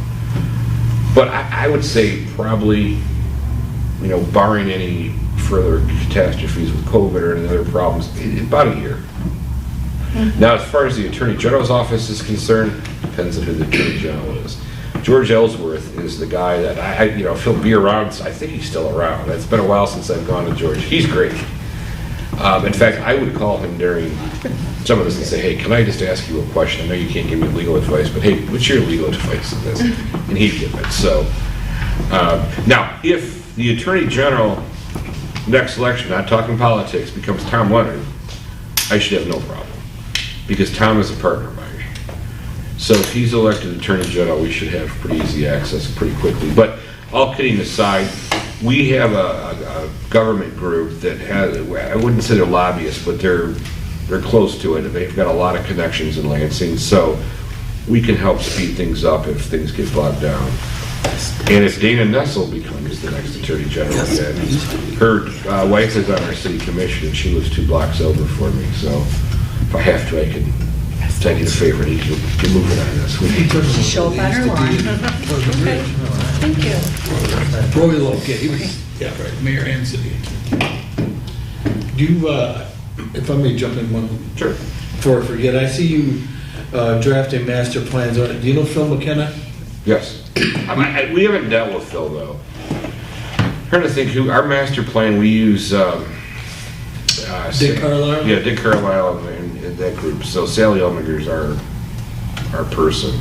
But I think McKenna was doing the township, if I remember correctly. Yes, he does a lot of stuff. He's one of the biggest ones. Okay. Tell us about some ways a charter commission like this can provide guidance for future generations. Well, everything you do really does, believe it or not. You are creating your constitution for your city that'll last. I mean, the last one is since 1940, so the hope is this lasts another 50, 60 years. 1940 is pretty good. Most of the ones I've seen are usually in the 60s when they were really done. Well, what you can do is you can look forward into the future and say, you know, we're putting together this document that's going to govern our city for the next 50, 60 years. How do we look forward into the future to see, you know, where will this be, or how will this end? How will this help the different city councils that come before us and the different city departments that come before us? It's funny because most people that don't have anything to do with government don't even clue what a charter is. And when you explain it to them, it's like, this is the Constitution for the city. And the Home Rule City Act really provides cities with a fair amount of discretion as far as what you can and can't do.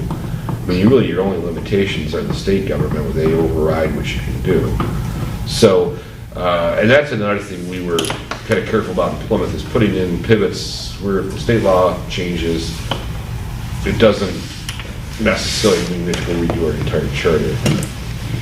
You know, you're dependent, of course, on how involved the state government becomes, because if they decide they want to start legislating in certain areas that they either shouldn't or typically don't, it lessens the power you have to enforce certain provisions in your charter. But really what you're doing is you are setting forth the Constitution for the future generations in the city of Clawson for, I mean, potentially half a century to a century. So by doing what you're doing, to answer your question, you're accomplishing that goal. Okay. So what tools do you currently have or have used in charter revisions for tracking updates and changes? And have you utilized like a live working document? No, I mean, we have, you know, our charter is our charter. Once it's in, it's in. If an issue comes up where we think we've got to take a look at it because state law has changed or state law overrides it, by law it really overrides it anyway, so there's nothing we have to do. It's a kind of a superfluous charter provision that can't be enforced, and that's happened on occasion. Where we came to the point in Plymouth where we decided we needed to do this is where so many different things had changed, it just didn't make sense. But different bodies come in, you know, different, you know, police chief may say, hey, listen, 5 years down the road, I want to change the charter the way this works, and here's why. There's a new way of doing this, and we're doing it one way, we recommend you do it a different way. Well, then you do an amendment to your charter. It's pretty easy to do that. So the tools that you're using to track, like if when we look at our charter and we're going through and we're tracking the changes that we're making, how would you use that? What kind of tools would you use to use that? Well, I mean, obviously computers. I mean, I track on a computer what you had and what you have, and yeah, there'd be a comparison and contrast to that. I don't, there's obviously, I'm not the most technological, I obviously know how to use a computer and I'm very computer proficient, but how to change a PDF document into a Word document, I know you can do it. It's just, I don't know how to do that personally. And, You and me both. exactly, that's what assistants are for. It's their magic. But what I would recommend is, when you go through this, especially if somebody ever questioned what something is you would have the original charter, the changed charter clean, but also the changes that have been made, somehow some kind of record of what those changes are. What you'll also probably find out happens is as you get towards the end of this, changes you've made to one part of the charter are going to affect changes that may have to be made towards the end of the charter. And they don't seem like a big deal at one point, but then they become one of the different. So you have to keep going back and forth. Certainly you can use, the strikeout, red line, what's been changed. I hate seeing stuff like that where it's all over the place, but I'm one of these, my daughter calls me obsessive compulsive. As a litigator, I have to be this way in the sense that I like everything in their little piles. Here's my folder for chapter 1. Here's my folder for chapter 2. Here's my folder for chapter 3. And if you say, hey, we were talking about this in chapter 2, but doesn't this, now that we're in chapter 12, doesn't this affect, we can just go right to that part of it and say, okay, here's the changes we made. Here's why we made those changes. And we may find out that we want to undo those changes because they are having a negative effect somewhere down the line that we didn't anticipate. So I like to keep everything very organized. And, if you call up me and say, Bob, you had recommended X, 6 months ago. I said, well, I've got my chapter 2 folder right here, and I don't remember doing this. I've got all my recommendations, but if you said I did and we didn't make it, we better make it. And if there's an issue with the Attorney General too, I like to have everything just kind of separated out and organized so we can go right to that problem and deal with that problem. Okay. But I do remember when I talked with George, God, this is a long time ago, he may say, you can do this, but I don't recommend you do this. And then I'd say, well, the reason we did this, and I can pull that out and say, was this. Oh, no, you don't want to do that. Go back to your group and tell them this is going to get you in trouble on the road. Okay, fine. Okay. Thank you. So, I have a follow-up question. I see your hourly rates here. Do you bill also for paralegal, clerical time, and so forth on top of this? In this, I don't imagine using a paralegal at all. I mean, I really imagine this being me doing the work and Rhonda doing the work. Okay. And that's it. We don't bill for secretary time or any of that.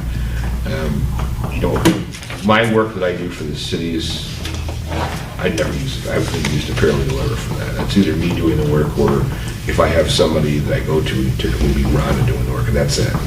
One last question. Were the Plymouth Charter Commission members compensated or not? It's a good question. I know you guys have waived your compensation. I think they were, but I can't say for certain. I can't remember what they did with that. I don't remember a waiver, let's put it that way. Good enough. So I think they were. Thank you. I was curious to see. Good question. I'm all set. Okay, so one thing about Clausen is we tend to be, when it comes to voting, of course, like any city, we would love more voter outcome, but we tend to be a town divided. So we're trying to be as efficient as possible and create changes that are going to work for everybody. So the question is, do you have a plan or ideas in place for getting the citizens involved so that we can hear their voices more and we can make updates that are most important to the majority? Well, I don't know what I could do as your attorney to do that, but what I could recommend is, of course, they're open meetings and the citizens are allowed to attend. You're taping this, so it's available on your website. But if you can somehow get the word out, by agenda, even on, I went to the Charter Commission website, it says under construction. So what would be great is to see on there, here's the topics that are being discussed at the next meeting. And then have another section of here were the changes that were recommended at the next meeting. Different citizens obviously have different views on what they're interested in. Some people could care less about public safety, but they're really interested in taxation, or somebody may say, hey, I hate the city manager, we should just go to a stronger form of government. I mean, who knows what it is, But by having that out there, Yeah. you're gonna get the group of people that are interested in what happened, either before you do it or after you've done it. Because what people don't realize too is, before this thing goes to the voters, it can be changed anytime by this group. And just because, again, we finished chapter 2, doesn't mean it's set in stone at this point in time. And frankly, the more citizens you can get involved, the better, because they have to, who would want to do all this work and not have them approve this? Absolutely. And then if there's, the way to get it through too is to try not to have any real controversial issues contained within it. That'll get voters out, and it'll get voters for it or voters against it, or a big fight in between. If it's, innocuous changes, or listen, this is the best document forward, there isn't anything terribly controversial. Unfortunately, I don't know your politics. Well, you just watched that 11:15 meeting. I've got it down here. I'm gonna go home now and watch this because I'm very interested in what's going on. So we're a spunky town when it comes to, politics. Unfortunately, it's a smaller group than we would like to be vocal, but it's there. Both the cities I represent have their vocal minorities. I have served, when I first started in Plymouth, I had probably the most contentious city commission you could dream of. We had two bookends that hated each other who both happened to be lawyers. Oh, goodness. And our meetings would start at 7 o'clock and easily go to midnight without a problem. And we had people in the audience that were suing the city, and it was not a lot of fun. I remember telling my wife it's time to move out of Plymouth. Yeah, that would have been late 90s? Yes. I know, I interviewed there. Oh, what a mess. Well, I remember when Paul... He was the rec director. When Paul said, he went from rec director to director of municipal services to pretty much always the city manager, even though he was assistant city manager. And I remember he called me up and he says, what do you think about me being the city manager? I said, as a resident, love it. I said, as a friend, are you nuts? No. Now, these things have changed over the years, so he's calmed them down. He's done a wonderful job. I mean, really, that city runs like a top. But boy, it didn't when I came in. And we had a long-term mayor, Dan Dwyer, who was with I think he was the mayor for, 10 years, 12 years, and that helped having that continuity too. And Dan was one of these really good consensus builders, but he let Paul do his job. If you've got a commission or a council and city manager who don't get along with each other. Yeah, I know. So looking at that question then, during your process with Plymouth, what did you find was there something that was more beneficial as far as getting the residents involved? Like, did you find that this worked well, better than this, or? Because we definitely have, challenges there. We didn't have a lot of residents that were terribly interested in anything, which was surprising. Again, I don't think most people understand what a city charter is until they are told they can't do something because the city charter says no, and then they want to see the city charter. But, we had a couple folks that would, attend every single meeting, and they're the folks that would go to every meeting. And every once in a while, we'd turn and say, what are your thoughts? I know you're not on the group, but heck, you sat here for 6 months. What do you think about this? Yeah. Frankly, as much as it can be tough, it's nice to have some of the citizen input into it because you want to make sure you're in touch with the community and what's going on. You all live here, but it's also different when you hear a perspective you never thought of. And I never looked at it that way, but that's something to consider. Okay. And there's specialists out there that we didn't even know are specialists in certain areas that say, hey, I'm in business, you guys are in government. Here's the reality of this, and consider this. Never thought of that. So I think it's a good thing. May make your meetings a little bit longer. Mr. President, a follow-up question. Can you recall several of the important points that were looked at in Plymouth that the potential for change was one of the reasons, and then did they get addressed in terms of? I remember, like I said, the eminent domain thing was a big issue.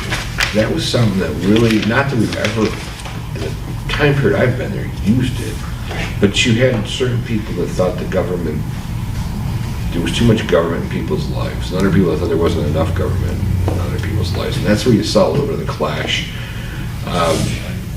But there really wasn't anything that we went through that I thought was that controversial. Other than that sticks out. And again, it's been 15 years, but that stuck out in my mind as kind of a big issue. There was issues too about, for instance, should I have to attend every city council commission meeting, which I voted no, but I wasn't on the commission, where we debated, what's the utility of having that person at every meeting versus not. Now, for instance, in Northville, I don't have to attend their city council meetings, but they have a provision in their charter that says I have to approve every contract they enter into, which Plymouth doesn't have, which is different too. You don't see that very often. So I would say probably, apart from the eminent domain, the power that each appointed official had was an issue at times. How much power would this person have? There was a question of how our police department would be structured, whether it would be a public safety versus just a normal police department. Most of the taxation issues are state government, so there isn't much you can do on that. I mean, it is what it is. But other than that, there really wasn't that much. In general, then, if there were changes suggested in terms of I'll call it the department heads or the officials, were they generally increased or decreased, or? It was more of, should this person have that much power, or should this, should the city manager have it, should the city clerk have it, should the city council have it? Who do we want to have making these decisions on this type of stuff? Who has the power to hire and fire this person or this group? And what we wanted to make sure of was that nobody was in a position where they could abuse that power. They could what? Abuse that power. So other than that, I mean, again, the reason it took so long, I think, is one, we went through it very thoroughly. And there were certain things we had to check legally. Can we do this legally? Can we not?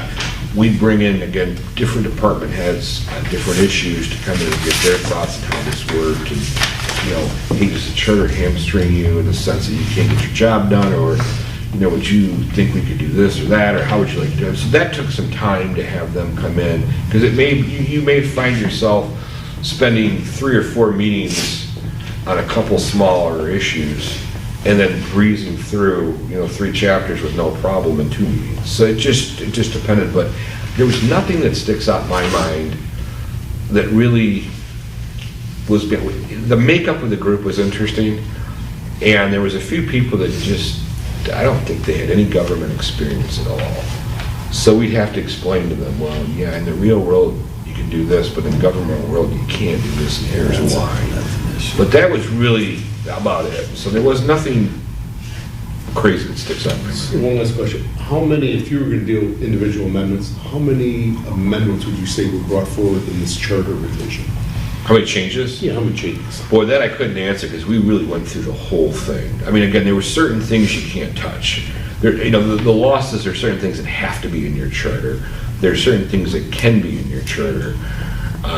But when you got into, for instance, like the taxation issue, that's all state controlled, so there's just really not much you can do on it. As far as boundaries of the city are concerned, about that.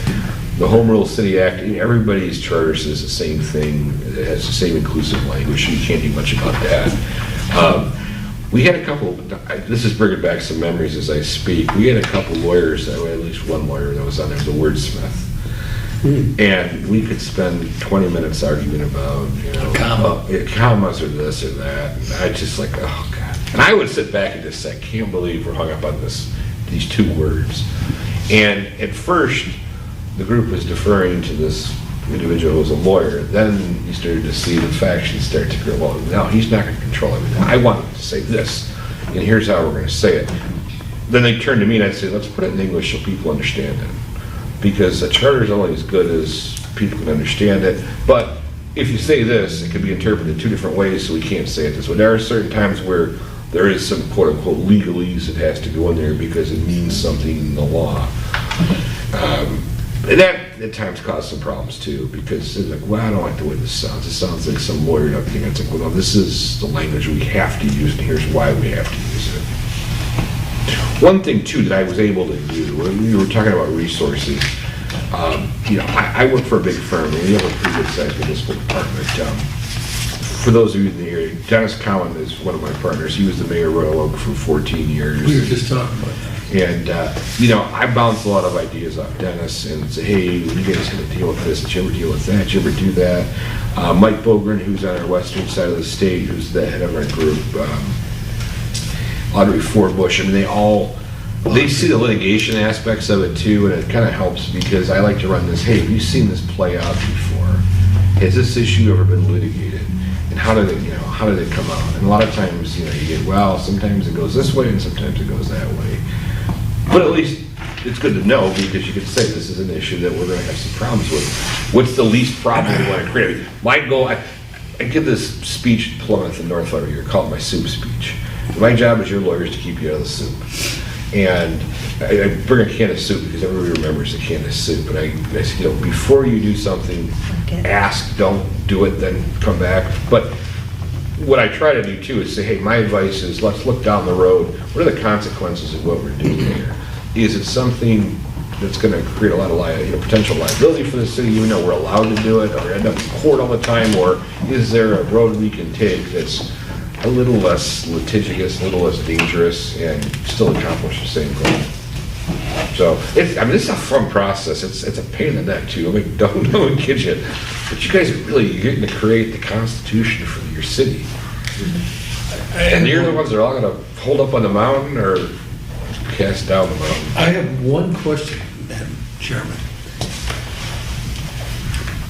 If memory serves me, when they formed that DDA in Plymouth, there was an issue with the DDA and the taxes on that.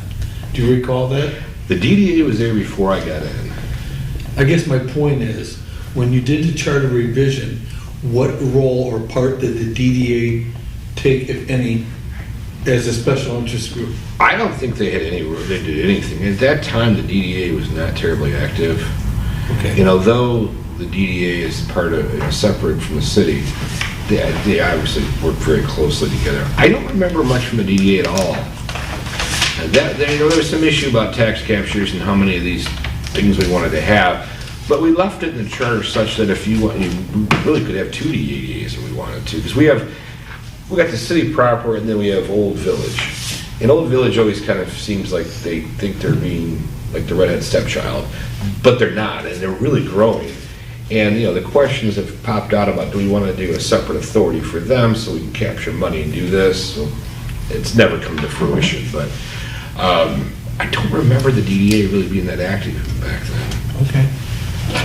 I know there was a talk about abolishing it at one point in time, but that's or combining it with the township at one point in time too, which I don't know what we could do. We could do it to an Act 425 to some degree, but yeah, no, I know. You're bringing back some crazy memories. Well, I go way back, so. So, Mr. Marzano, just to wrap things up, then I want to know, first of all, tomato or chicken noodle? Sure do. Okay, I mean, Even though either I'm good, Italian. but tomato I Even like. though I'm Italian. I want to tell you that I so appreciate the fact that you just touched on the fact that we should embrace and enjoy this process as well. I do, I appreciate the fact that you said that, because if you're interested in it, this is not an opportunity that a lot of people have, and you're right. We should also have fun with it and enjoy it, because this is a once in a lifetime opportunity for us. And Your names go on the charter. I'm a history buff, so I think this is like back in 1776 or 1787 when they were arguing about the Constitution. This is cool. This is again, kind of crazy stuff. Will it be fun? No. Will there be arguments? Yes. Will there be Tuesdays where you want back? Yes. But when it's done, it'll be something to say you really did. Not many communities do this very often. I haven't done it in 15 years, but it just doesn't happen very often. That's why when I saw the RFP, somebody said, hey, has anybody got any experience in charter revisions? I'm like, well, who's doing the charter over it? Mrs. Clausen. I said, yeah, I've done one. Once you've done it, you've done it. But yeah, I think you're gonna have fun. thank you. Okay, anybody have any other questions? Okay, Thank you so Well, much for thank you joining very us. much. We appreciate you coming in. What, the next step, where do we go from here?